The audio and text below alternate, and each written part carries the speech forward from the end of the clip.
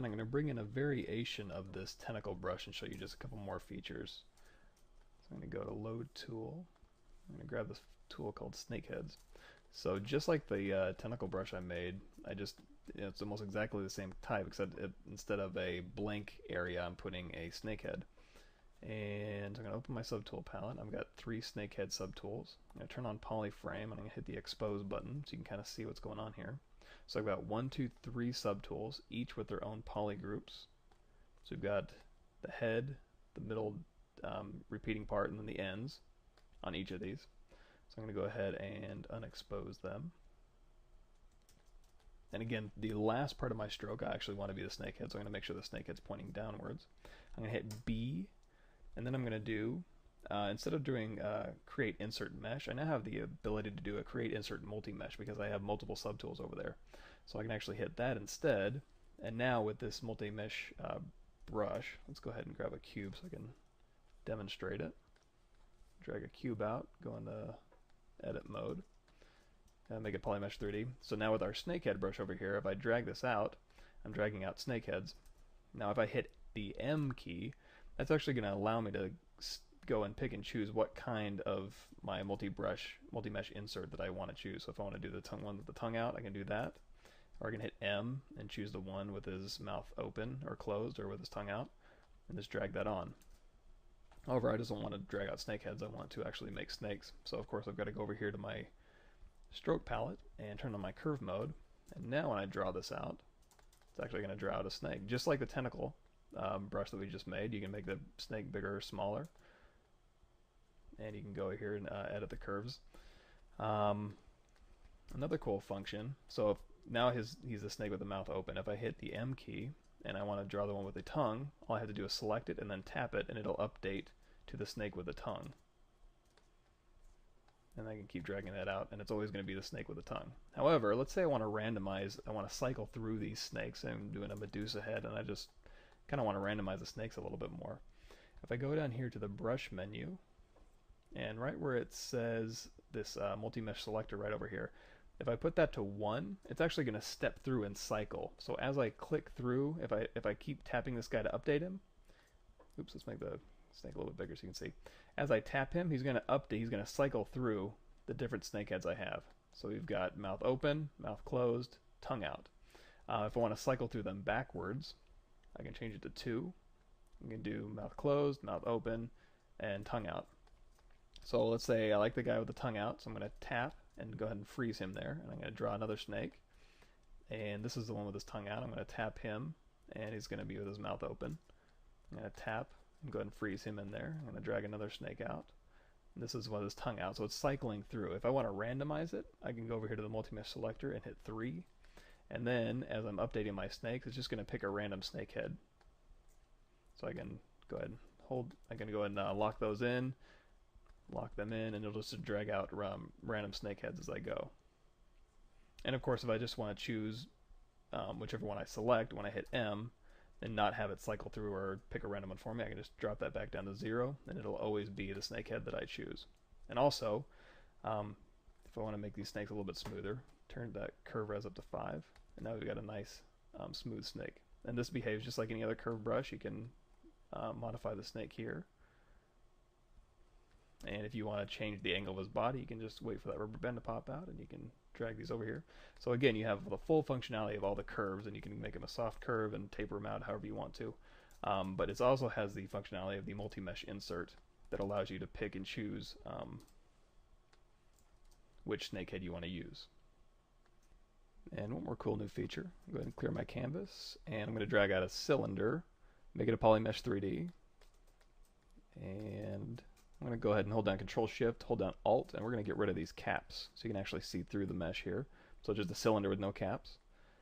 I'm going to go down here to Geometry, Modify Topology, Delete Hidden. And we're going to use this as our next insert brush. I'm going to hit B, Create Insert Mesh, and it's going to ask me if I want to append this to the brush that I'm already using. So you can actually update your pre-existing insert mesh brush, or you can make a new one. In this case, I'm going to make a new one. And of course, the very first thing you need to do when you make a new insert brush is go up here. If you want to make it a curved brush, turn on curve mode, drag that out. And so we've got our cylinders here being dragged out along the line, which you can manipulate as always. And that's pretty cool, but the really cool thing is if we go down here to the brush modifiers and turn on weld points and then update our stroke here, it'll actually go through and ZBrush will figure out how to weld all of these points together. So now we have one continuous mesh that if we turn off polyframe and hold down shift, you can actually smooth all these points because now they're all welded. So that's a really cool feature. And of course you still have everything available to you, like curve res. We'll turn that up to 3. Kind of smooth that curve out. You can make your brush size bigger, smaller. You can go over here, let's go back up to the stroke menu, and we'll turn on size, and we still have our curve fall off. So if I click this end will always be big, and this end will always be small, no matter how I'm adjusting the curve. And we'll go ahead and go down here to the brush modifiers, and we'll turn this max bend angle down to 0. So it'll be a little bit more wavy here, not so curly. And we'll go back up. And if I want to change this so that this end is small and the other end is big, what I can do is flip this fall off around. So that's a cool new function. And again, if I hold down shift, all these verts are welded. So you're good to go if you want to make this one continuous organic mesh. Let's do one more quick example here. Let's go and grab a cylinder 3D. And while it's still a polymesh primitive, I'm going to go down here to the masking menu under Mask by Alpha. I'm going to hold down Control and click to mask this object.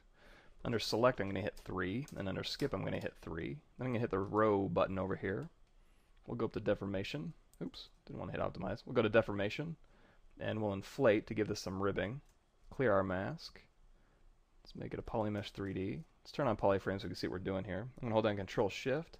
Let's go ahead and get rid of this cap all the way up to that point. And we'll get rid of this cap as well. And we'll go ahead and grab that little ring back. So we want to get rid of these two end caps here. Control Shift Drag to invert our visibility. Under Geometry, I'm going to go to Delete Hidden. So now we've got our hose here. So I'm going to hit B, Create Insert Mesh, New. And of course the first thing I want to do is create curve mode. Drag that out. And we want to weld this. So we're going to go back down to Brush Modifiers and turn on Weld Points. And give us a nice ribbed hose that we can use. And another cool thing you can do that ZBrush will figure out is to hit W, hold down Control Shift and drag out a copy here. And just for the heck of it, let's go ahead and scale this one down a bit so we can tell the difference between them. And if I hit B, create insert mesh with this one, we'll go ahead and make a new one. And since it's a new insert mesh, we got to turn on curve mode and weld points. Now when I drag this one out, it's actually going to figure out which mesh to weld to the other one. So it's going to say, okay, the small one needs to be welded to the small one, and the big one needs to be welded to the big hose. So we got a double ribbed hose that we can use in any number of ways. And let's say we like this brush. So let's go ahead and grab our Cube 3D, make it a polymesh, and with our new brush selected, let's go ahead and drape our hose on that mesh, just for kind of showing it off here. And let's turn our curve res up to like 3. I'll smooth it out just a tad. And since we have bend and snap on, we can actually go in here and modify this curve, and it'll snap to the underlying surface. So we'll go ahead and frame this object so we can see it. And let's go ahead and get rid of our stroke palette over here. We don't need that anymore. So it's going to show our brush palette here. First thing I want to do is go ahead and make an icon for this. So I'm going to hold Alt and click Select Icon, and that'll throw whatever I have here on the canvas into its icon. And I'm going to scroll all the way down to the bottom, and there's this new Edit Brush Credit button. Go ahead and hit that. And you can go ahead and type your name and a website if you want to. So that's if you post it on Pixelogic or give it to your friends, or if somebody comes across your brush ever, they can look for that brush credit and maybe go to your website and get any more cool brushes you might have made in the meantime. So go ahead and hit OK. And of course our last step is going to be Save As. If you want to save this brush out, we'll call this Double Pipe 02. And depending on where you save this brush, for example, if you go here to your program files, Pixelogic, whatever version of Pixelogic ZBrush you're running, and then Z Startup Brush Presets, if you put it in there, what it's going to do is every time you load up ZBrush, that brush will always appear in this brush menu. However, if you put it in Pixelogic, whatever version Z Brushes, where that's going to show up is if I hit this comma key, bring up our light box, go to the brush area right here, you can put a folder in here full of whatever brushes. For example, I have a zombie folder in here that has all my zombie brushes. So just something to keep in mind as you're kind of organizing your brushes and deciding where to put them. And so now that you can make and save your own insert curve brushes, I think that's about it. So thanks for watching, and I hope that was helpful learning the basics of the insert curve brush. And please continue, as always, to check back for more instructional videos on pixelogic.com.